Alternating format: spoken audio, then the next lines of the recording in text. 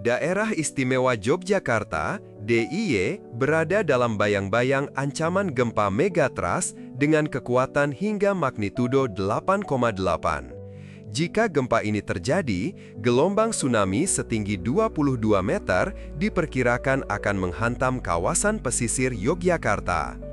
Kepala Pelaksana Badan Penanggulangan Bencana Daerah (BPBD DIY), Novia Rahmat, menyatakan bahwa potensi bencana besar ini merupakan hasil kajian terbaru yang dilakukan oleh Badan Meteorologi, Klimatologi, dan Geofisika (BMKG) bekerja sama dengan BPBD DIY. Potensi gempa megatrust ini nyata dan bisa terjadi kapan saja. Oleh karena itu, kami terus meningkatkan kesiapsiagaan masyarakat, tegas Noviar. Menurut kajian tersebut, sumber gempa berada di zona subduksi selatan Jawa yang berpotensi memicu tsunami besar. Wilayah pesisir seperti Bantul, Kulon Progo, hingga Gunung Kidul masuk dalam area rawan terdampak. BPBD DIY mengimbau masyarakat tetap tenang namun waspada. Sosialisasi dan simulasi evakuasi rutin dilakukan di daerah rawan bencana guna meminimalkan korban jika skenario terburuk benar terjadi. Kami berharap masyarakat tidak panik, tetapi tetap siap. Jalur evakuasi harus diketahui dan dipahami seluruh warga, tambah Noviar. Pemerintah daerah juga mendorong pembangunan infrastruktur tangguh bencana dan sistem peringatan dini yang lebih efektif untuk menghadapi potensi gempa dan tsunami di masa mendatang. Terdampaknya yakni salah satunya di Bantul dan Kulon Progo. Untuk Gunung Kidul relatif aman jika terjadi tsunami karena lokasi geografisnya memiliki tebing. Ini adalah potensi ya pemirsa ya.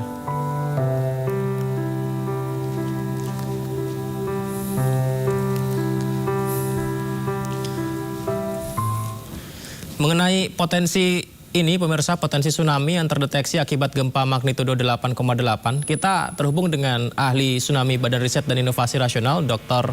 Ing Wijo Kongko. Assalamualaikum, selamat malam Pak Wijo, apa kabar Pak? Selamat malam, kabar baik Mas Yudi ya? Ya. Maaf. Ya, dengan Ya. Yudi. Pak Wijo, Ya. benarkah Pak simulasi tsunami akibat gempa magnitudo 8,8 ini dapat menghasilkan gelombang setinggi 22 meter Pak sebenarnya? Dan bagaimana hingga ada potensi seperti ini akhirnya muncul Pak sebenarnya? Jadi saya kira kita sudah sering mendengar tentang aktivitas megatrust dan potensi tsunami yang ada di selatan Jawa. Jadi karena ini kita di jalur subduksi megatrust dan itu aktif sehingga di sana ada potensi besar gitu yang memang sampai sekarang dalam kurun waktu beberapa ratus tahun ini belum terjadi gempa besar ya dalam skala yang katakanlah di atas 8,5 gitu, sehingga kalau itu terjadi saya kira tsunami akan cukup besar ya, boleh dikatakan katastrofik ya untuk selatan Jawa termasuk di daerah DIY. Pak, Ya. kalau kemungkinan adanya ini sebenarnya pemicunya apa Pak? Sehingga potensi ini bisa saja terjadi begitu Pak sebenarnya. Apakah faktor cuaca kah atau faktor apa sebenarnya Pak? Ya lebih karena kalau ini kan kita bicaranya tentang tsunami yang disebabkan oleh gempa bumi ya, aktivitas ya, sehingga kalau ada gempa bumi terjadi besar, kemudian di daerah dasar lautan di sana kemudian ada perubahan-perubahan ketinggian, ada yang longsor dan seterusnya, dan ini menjadi sumber tsunami karena mendorong air yang di atasnya dan kemudian menjalar ke daratan, dan itu waktunya memang cukup pendek ya, kalau kita simulasikan sekitar antara 30-40 menit sudah sampai di pantai, dan kalau magnitudo 8,8 seperti yang potensi yang disampaikan tadi, saya kira benar bahwa itu bisa di atas 20 meter, mungkin bisa lebih dari itu ya. Kawasan mana saja sih Pak yang paling rentan Pak di Indonesia nih Pak, termasuk di Pulau Jawa sebenarnya Pak? Ya, tergantung tentu sumbernya, sumber tsunami-nya atau gempa buminya terjadi di mana ya. Kalau kita bicara di selatan Jawa, di sana ada beberapa segmen yang memang sudah kita simulasikan, kita modelkan, dan kemudian katakanlah kalau magnitudo 8,8 atau 8,9 begitu di atas 8,7 itu daerah patahan itu bisa di atas 500 kilo sehingga sangat panjang, bisa setengah pulau Jawa atau bahkan mungkin 3/4 pulau Jawa, sehingga hampir seluruh pantai selatan pulau Jawa menjadi terdampak dengan tsunami yang menjalar sampai ke pantai dan ketinggiannya seperti yang saya sebutkan tadi di atas ya 15 di atas 20 meter ya di pantai. Kalau gitu Pak Widjo, berapa lama sih Pak waktu yang tersedia bagi warga untuk evakuasi dirinya sebelum tsunami mencapai daratan?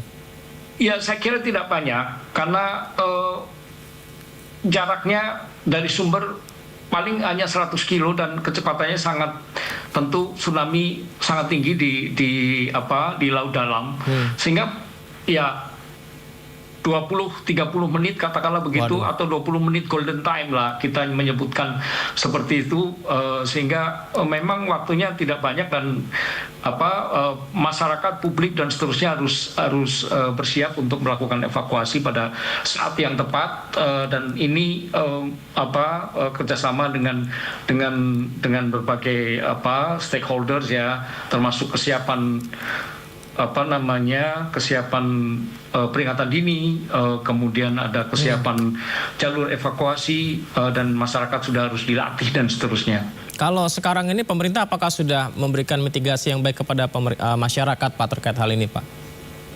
Saya kira sudah ada upaya ke sana dan ada program ya di BNPB maupun di BPBD terutama ya, dengan pelatihan-pelatihan, ada desa tangguh bencana, ada simulasi yang rutin gitu di selatan Jawa, terutama di DIY yang saya tahu. Kemudian setiap bulan ada pelatihan gitu, kemudian ada sirine yang dipasang di sana, jalur-jalur evakuasi. Nah, persoalannya adalah apakah ini cukup ya? Itu yang karena memang kalau kita amati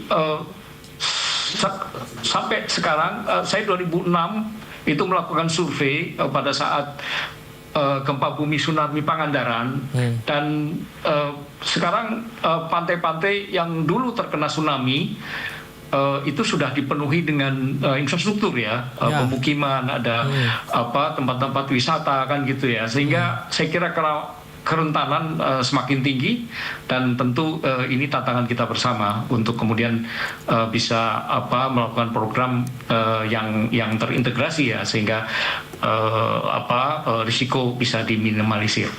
Berarti kesadaran tersebut juga masih perlu ditingkatkan ya Pak ya untuk masyarakat di daerah-daerah rentan ya Pak?